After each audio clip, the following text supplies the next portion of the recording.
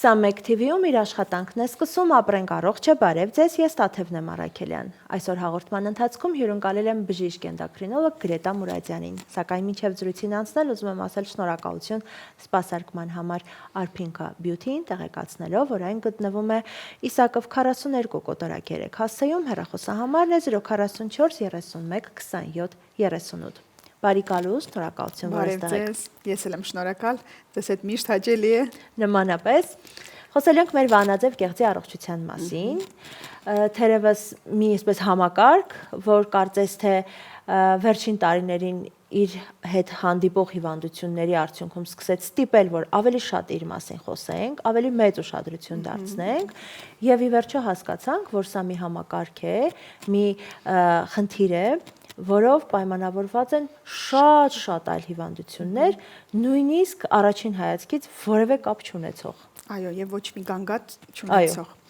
Տեսեք, դե մեր փոքրիկ գեղձն է, բայց մեր օրգանիզմի ամենամեծ գեղձն է, քանի որ ինքը բավականին մեծ դեր է կատարում, մեր հումորալ իմունիտետն է ապահովում, ինչպես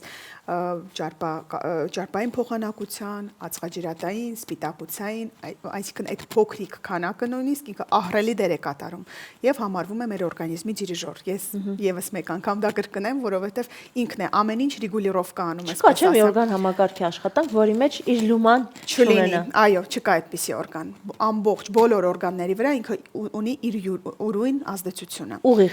Ուղիղ նաև, այո, արյունատվությունից սկսած, աճի զարգացմանից, սեռական հորմոնների, մի խոսքով իր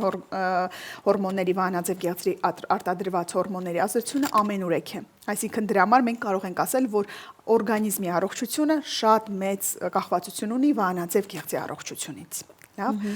Եվ իհարկե մենք շատ մեծ ուշադրություն ենք դարձնում վանաձև գեղձին այս վերջին տարիների ընթացքում, որովհետև եւ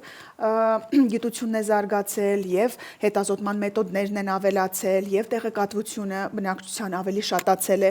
բայց էլի ասեմ ձեզ, որ հանդիպում են պացիենտներ, որ բանը բանից անցած, չհետազոտված, այո, եւ գալիս են եւ հայտնաբերում ենք արդեն բավականին ուշ ստադիաներում։ Իհարկե, մի բան ասեմ, որ վանաձև գեղձի խնդիրները նույնիսկ չարորակ խնդիրները իրենք լուծելի են շատ դեպքերում։ Այսինքն եթե հետազոտենք, բարի օրգան է։ Ինքը բարի է, հա, այդպես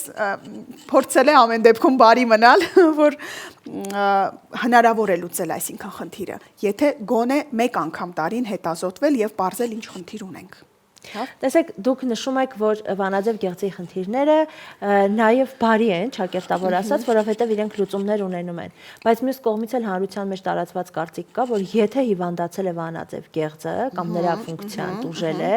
ուրեմն սա ամբողջ կյանքի համար է եւ սա նշանակում է, որ մարդը պիտի ամբողջ կյանքում անընդհատ լինի բժշկի հսկողության տակ, պիտի ընդունի դեղամիջոցներ։ Մի խոսքով ինքը արդեն դատապարտված է։ Դե տեսեք, խնդիրները տարբեր են, այսինքն եթե այստեղ կա աուտոիմուն տիրոիդիտ, այսինքն երբ որ վանաձև գեղձը արտադրում է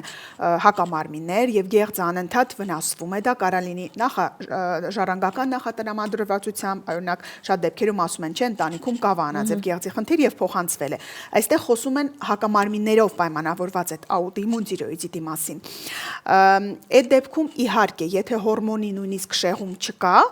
միայն հակամարմիններն են բարձր, մենք խորհուրդ ենք տալիս 3-6 ամիսը մեկ հետազոտվել, այսինքն այդ դեպքում հարկավոր է դինամիկ հսկողություն ավելի հաճախ։ Եթե ունենք հանգույց եւ տարին 1 սոնոգրաֆիա անելով, այդ հանգույցը օրինակ 6 ամիս հետո անում ենք, չի փոփոխվում, այդ դեպքում կարելի է տարին 1 կատարել, այսինքն ամեն դեպք յուրովի է, ամեն պացիենտ յուրովի է եւ այսպես միանշանակ չի կարելի ասել, մեկը կարող է 3 ամիսը գալ ստուգման, մյուսը տարին 1 բավարար է, մյուսին կարող ենք նույնիսկ ասել 2 տարին 1 արեք սոնոգրաֆիան, լավ, բայց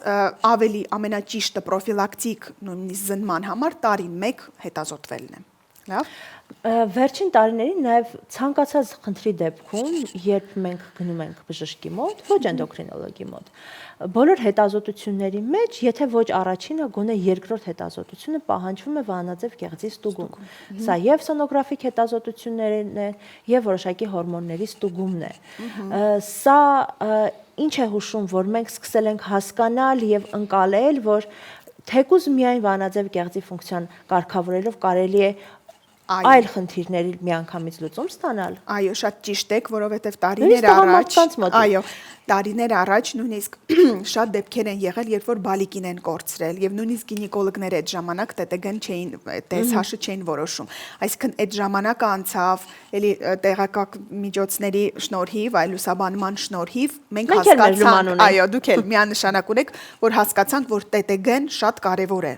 Ինչպես եթե կա անպտղություն, եթե կա ավել քաշ, եթե կան մաշկի հետ խնդիրներ, այսինքն ինքը բախվում է ամեն օրգանի հետ, սիրտանոթային համակարգի հետ, միանշանակ։ Այո, օրինակ շատ դեպքերում որոշակի սրտի հետ կապված դեղորայք են ստանում, որի կողմնակի ազդեցությունը բերում է վանաձև գեղձի հորմոնի շեղմանը։ Եվ գալիս, վերջում հասնում ենք նոր վանաձև գեղձին եւ հասկանում ենք, որ նա էր, ինքն էր պատճառը այդ սրտի խնդրի։ Անուններ չեմ ուզում դեղորայքի տալ, նշել, բայց կան այդպիսի դեղորայք, որ պետք է ամեն դեպքում վանաձև գեղձի գոնե միակ այդ TSH-ը ստուգվի։ Լավ։ Նույնիսկ եթե սրտանոթային համակարգից նայելու լինենք, շատ հաճախ երբ գանգատները ուղիղ հուշում են, որ սրտանոթային համակարգի կամ սրտամկանի ինֆարկտի նույնիսկ նշաններ են, մենք միանգամից վազում ենք սրտաբանի մոտ, նույնիսկ նման ախտանիշները, որոնք հատուկ են այս օրգանին, ի վերջո հասկանում ենք, որ որևէ կապ չունեն օրգանի հետ եւ հստակ վանաձև գեղձի։ Այո, որտեղ դիֆուզ տոքսիկ, այսպես ասած, թունավոր խփիպը ինքը առաջինը բերում է նաեւ սրտի խնդրի։ Սրտխփոց է լինում, դող է լինում, այսինքն բոլոր այն կլինիկական նշանները, որը կարող են բնորոշ լինել սրտի խնդրին։ Լավ։ Այսինքն բոլոր մասնագետները աշխատում են էնդոկրինոլոգների հետ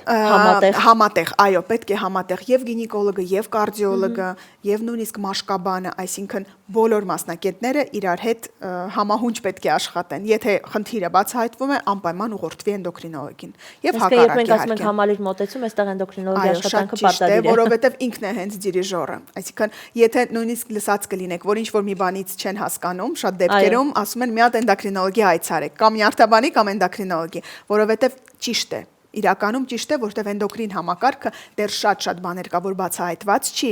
եւ շատ բաներ էլ կա, որ բացահայտված է, այսինքն պետք է էնդոկրինոլոգը զննի եւ հասկանա։ Մի ժամանակ, երբ մենք ասում ենք վանաձև գեղձի խնդիրներ, երկու բան ենք հասկանում։ Մեկը պիտի հանրությանը հայտնի զոբը լիներ, եւ երկրորդն էլ քաշի տատանումները լիներ։ Բայց եկանք ու հասանք նրան, որ վանաձև գեղձի խնդիրները շատ ավելին են, եւ սա այսբերգի միայն վերևի կետն էր, որ մենք տեսնում էինք։ Բայց միևնույն է, քանի որ սրանք ամենատարածվածն ու ամենաշատ պահանջարկ ունեցող, խնդիրներն են, կուզեմ նաև այս երկուսի մասին հստակ խոսենք, մասնավորապես առաջինը քննարկենք քաշի տատանումները, որոնք արատավոր շղթա են դառնում։ Քաշը բարձրանում է վանաձև գեղձի համակարգն է տուժում, վանաձև գեղձն է տուժում ու նաև աշխատանքը, հակառակը վանաձև գեղձի աշխատանքը տուժում է քաշը։ Այս արատավոր շղթայից ինչպես դուրս գանք, որտեղից սկսենք։ Դե տեսեք, ընդհանրապես եկեք բաժանենք վանաձև գեղձի խնդիրները հիպերտիրոզի եւ հիպոտիրոզի։ Երբ որ շատ են արտադրվում վանաձև գեղձի հորմոնները,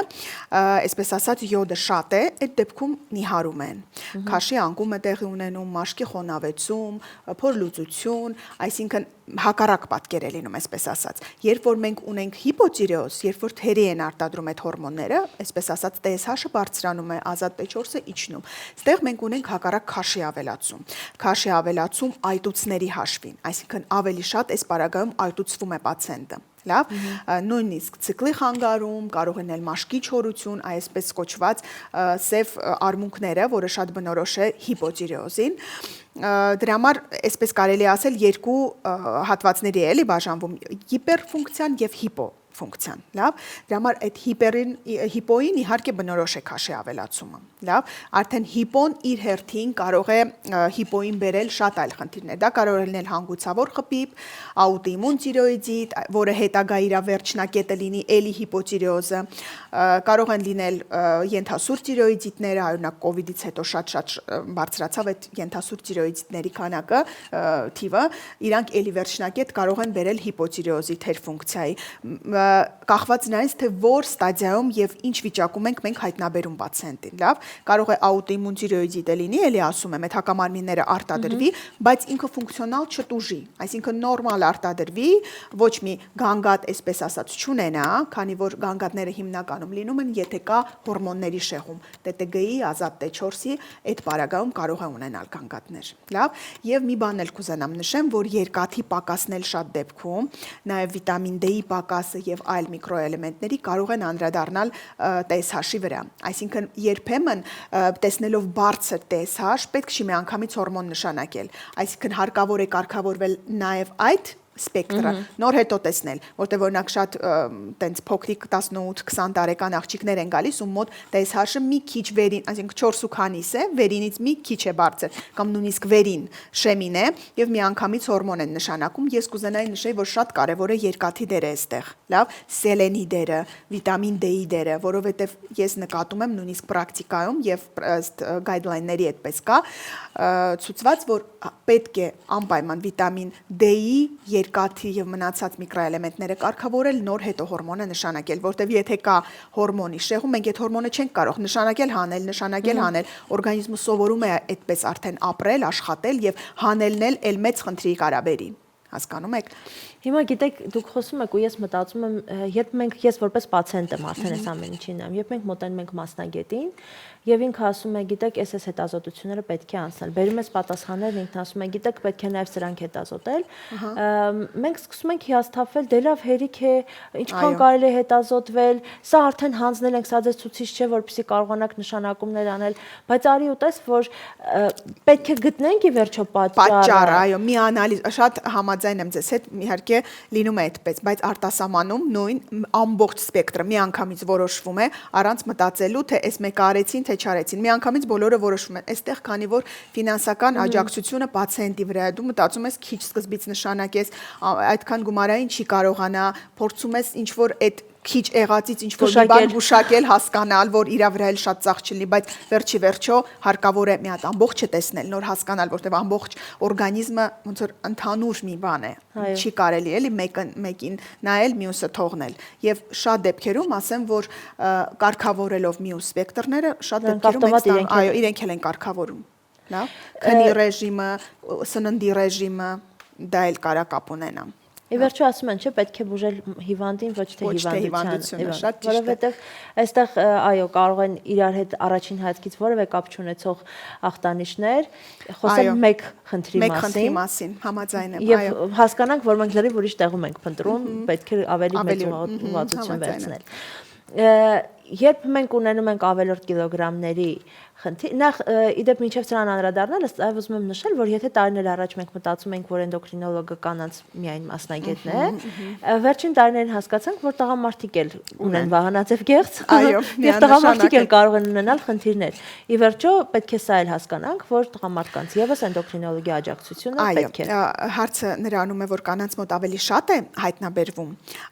իրենք ավելի շատ են դիմում բժշկի, քան թե տղամարդիկ, դրա համար իրենց մոտ ավելի շատ է նաեւ հայտնաբերվում, բայց նշանակ դա երկուսին էլ սպառնող հիվանդություն է եւ այնպես չի որ տղամարդիկ պաշտպանված են, լավ։ Նամանավանդ մեր երկրում իհարկե մենք յոդը հաղթահարած, յոդի դեֆիցիտը հաղթահարած երկիր ենք դեռ 16 թվականից, բայց ամենայնիվ մենք էնդեմիկ գոտի ենք եւ այդ աղը յոդացնելով, հացը յոդացնելով ստանում ենք այդ յոդը իհարկե, բայց դրա հաշվին ավելանում են այդ աուտոիմուն հիվանդությունները, լավ։ Դրա համար ամեն դեպքում հետազոտվելը ճիշտ է։ Եվ անդրադառնալով արդեն կիսատ թողած հարցից, երբ խոսում ենք կիլոգրամների ավելի լինելուց կամ պակաս լինելուց, մասնավորապես ավելի լինելուց, որտեվ չգիտեմ ինչի, պակաս լինելը մեզ համար այդքան հիվանդագին չի ընդունվում, ավելի լինելը ավելի շատ մեծ ենք դրան, ել չեմ խոսում ֆիզիկականի մասին, հոգեբանորեն սրա վրա շատ մեծ ուշադրություն ենք դարձնում եւ միշտ էլ մարդը փորձում է ամեն ինչին հեշտությամբ հասնել, մանավանդ հիմա էլ դեղագործական ֆիրմաները տալիս են այդ հնարավորությունը, այն հրաշագործ կախարդական փայտիկը հայտնվել է, կարելի է 1-2 ներարկումով ստանալ ցանկալի արդյունքը, բայց տեսեք, այդ պրեպարատները հրաշալի պրեպարատներ են, ես չեմ կարող ասել, բայց իրենք ունեն իրենց հատուկ ցուցումները, այսինքն եթե ունենք դիաբետ, ունենք ինսուլինոռեզիստենտականություն, այսինքն կա հատուկ ցուցում, իրանք հրաշալի պրեպարատներ են։ Դիաբետի կարգավորման համար, այսինքն եթե մենք չենք կարում կարգավորենք դիաբետը, ավելացնում ենք այդ պրեպարատները, իրանք հրաշալի արդյունք են ցուցաբերում։ Նաև քաշն են իջեցնում, որը մեզ պետք է օրինակ նույն ճարպակալման եւ դիաբետի պարագայում։ Բայց բժիշկներն ներողություն միշտ ասում են, չէ, չկան լավ ու վատ դեղեր, կան ճիշտ եւ տեղին նշանակումներ։ Այո, միանշանակ համաձայն եմ։ Դրա համար միայն մի քանի կիլոգրամից ազատվելու համար, վերցնել այդ հրաշագործ պրեպարատները եւ որոնք ունեն հակացություններ, այնտեղ պանկրեատիտները, սամոքսահակային տրակտի հիվանդությունները, վանաձև գեղձի հանգույցները, չարորակ խնդիրները, այսինքն պետք է այդ ամբողջ օրգանիզմը մի հատ լավ ուսումնասիրվի, հասկանանք կա այստեղ ցուցում, կա հակացուցում, նոր որոշվի, այսինքն առանց բժշկի ցուցմամբ այդ պրեպարատները հակացուցված են։ Եկեք դեղ չհյուրասիրենք իրար։ Հա, եկեք պետք չի, ավելի լավ է մի քիչ ավել գումար ծախսեք, մի հատ կոնսուլտացիա կատարեք, նոր հետո հասկացեք։ Այս վերջերս մի աղջիկ էր եկել, մոտ 50-55 կիլոգրամ քաշով եւ ինքն իրան միայնակ վերցրել էր եւ այդ հայտնի պրեպարատներից մի ամիս ստացել էր եւ բերել էր պանկրեատիտի, այդտեղ ստամոքսահակային տրակտներ ամբողջովին շարքից դուրս եկել, հիմա հանել է ու ավելի վատ է դեռ զգում, դեռ չի կարգավորվել այդ վիճակը։ Լավ է որ գոնե այդ ամեն ինչից հետո ինքը կոնսուլտացիան կատարել է եւ ասում է կներեք բժիշկ ջան, շատ մեծ սխալ եմ գործել, բայց պետք է ասեմ, որ արել եմ այդպիսի բան։ Ուզում եմ ասեմ, պետք է անպայման հետազոտվի, թե չէ հրաշագործ իհարկե ամեն, էլի եմ կրկնում, որ ամեն մի պրեպարատ ունի իր ցուցումը եւ հակացուցումը։ Չկա լավ եւ վատ պրեպարատներ, այո։ Սրա մասին եւս նշենք։ Եթե ամփոփելու լինենք մեր զրույցը, ուզում եմ կարևոր 3, այսպես ասած, ազդակ առանձնացնենք, որոնց դեպքում էնդոկրինոլոգի մոտ այցելությունը պետք է օր առաջ կազմակերպվի։ Տեսեք, եթե կա տրամադրության հաճախակի տատանումներ, քաշի, կտրուկ կամ իջեցում կամ բարձրացում։ Միշտ էլ անընդհատ տարբեր տրամադրություններ ունեն։ Տեսեք, եթե կա թուլություն, հոգնածություն, քաշի, կտրուկ տատանումներ, օրինակ հիշողության վատացում, մշուշ աչքերի դիմաց կամ օրինակ ցիկլի խանգարում, այլ օրգանական խնդիրներ, որոնք անհանգստացնում են, անհապաղ պետք է մի հատ բժշկի կոնսուլտացիա կատարել, որովհետև շատ դեպքերում օրինակ վահանաձև գեղձի չարորակ խնդիրները իրենք կարող են ոչ մի ձևով մեզ չհուշել, որ իրենք կան։ Լավ, դրա համար էլի խորհուրդ եմ տալիս, հորդորում եմ, որպեսզի գոնե տարին մեկ անգամ հետազոտվեն։ Եվ ես միշտ ասում եմ, լավ է գնալ բժշկի, բժիշկն ասի դուք առողջ եք, խնդիր չունեք։ Քան գնանք բժշկի եւ բժիշկն ասի ներողություն, մենք ձեզ ոչնչով արդեն չեն կարող օգնել։ Կարծում եմ բժիշկների ամենաչսիրելի արտահայտությունը հենց սա է։ Շատ լավ, շնորհակալ եմ շատ, սիրելի հեռուստադիտողներ, հիշեցնեմ եւս մեկ անգամ, որ զրուցակիցս բժիշկ էնդոկրինոլոգ Գրետա Մուրադյանն էր, մինչեւ ձեզ հրաժեշտ տալն ասեմ շնորհակալություն սպասարկման համար Arpinka Beauty-ին, տեղեկացնելով, որ այն գտնվում է Իսակով 42 կոտորակ 3 հասցեում, հեռախոսահամարն է 044 31 27 38։ Շնորհակալություն, որ մեզ հետ էիք, ցտեսություն։ Շնորհակալություն։